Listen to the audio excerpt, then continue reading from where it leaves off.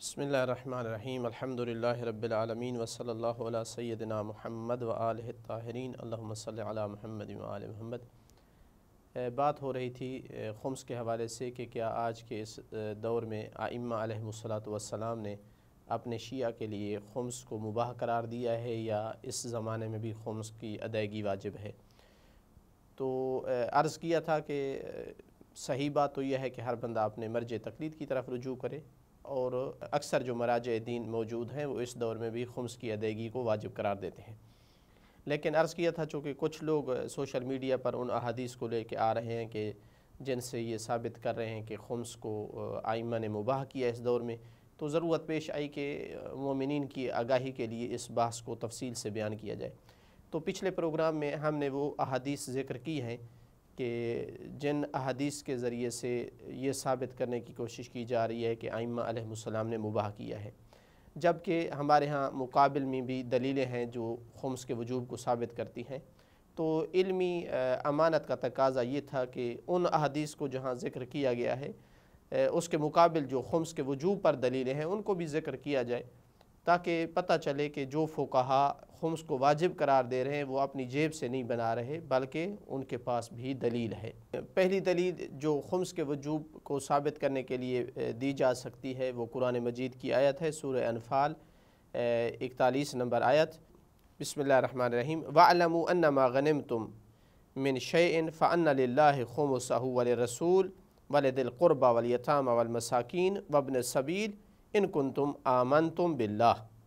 जान लो कि जो भी तुम फ़ायदा उठाओ, जो भी तुम्हें नफ़ा हासिल हो, उसका 5वां हिस्सा अल्लाह के लिए है और उसके रसूल के लिए है और रिश्तेदारों के लिए है और यतीमों और मसाकीन और मुसाफिरों के लिए है, अगर तुम अल्लाह पर ईमान रखते हो और जो अल्लाह ने नाजिल किया है अपने बंदे पर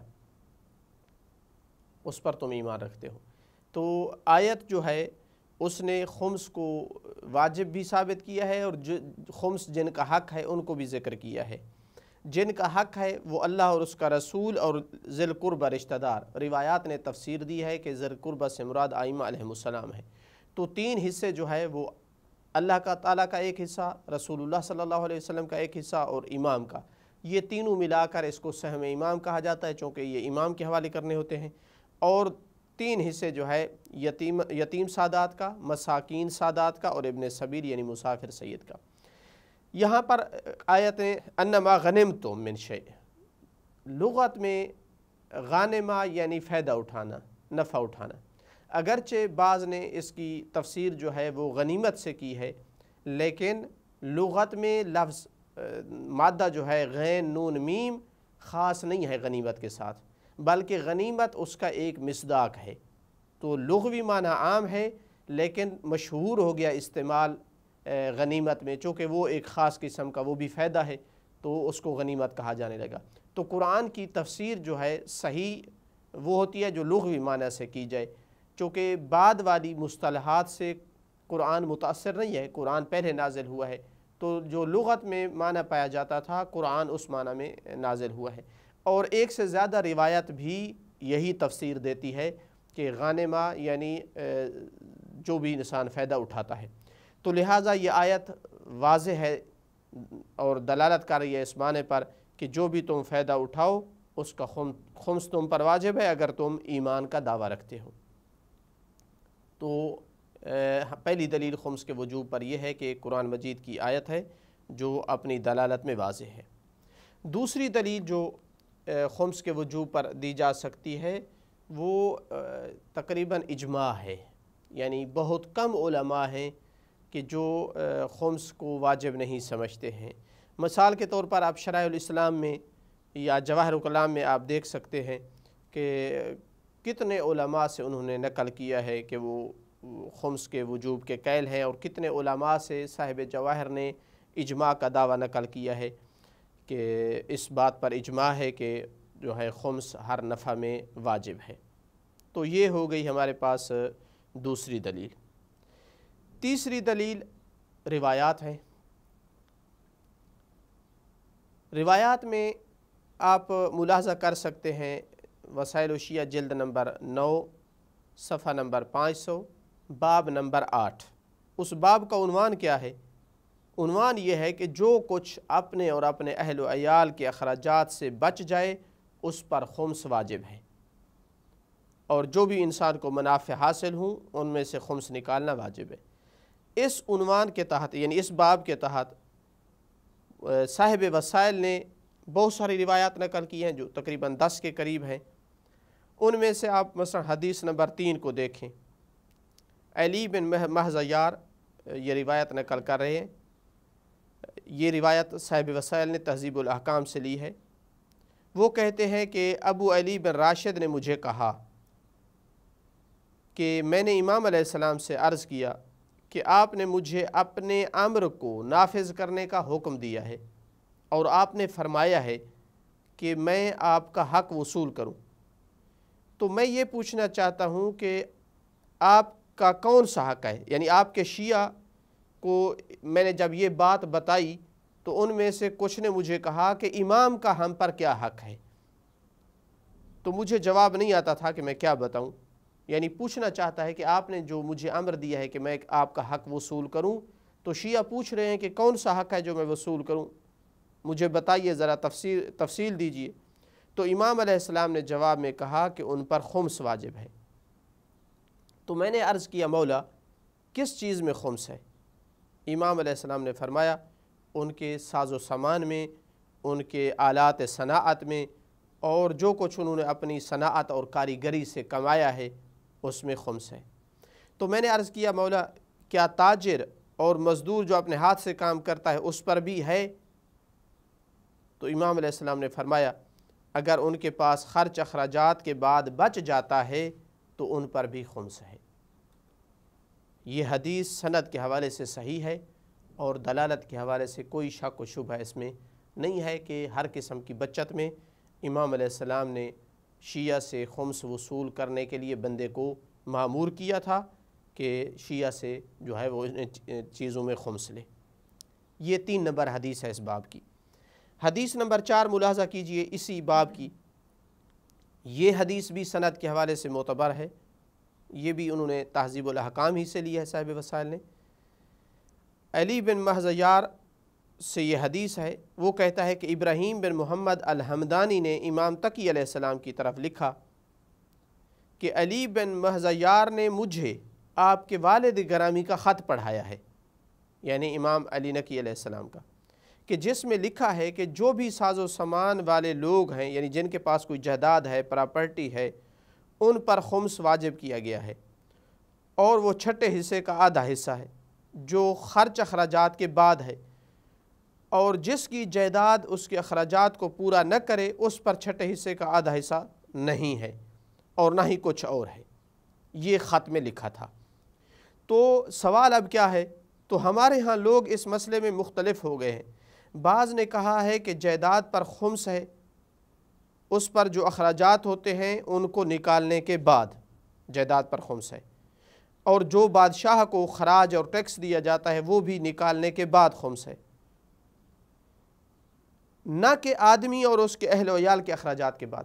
یعنی یہ اخراجات نکال لے کہ جو اس جائیداد کے اوپر اخراجات ہوتے ہیں یا جو بادشاہ ٹیکس لیتا ہے، لیکن جو اہل و عیال کے اخراجات ہیں وہ نہیں نکال سکتا ہے۔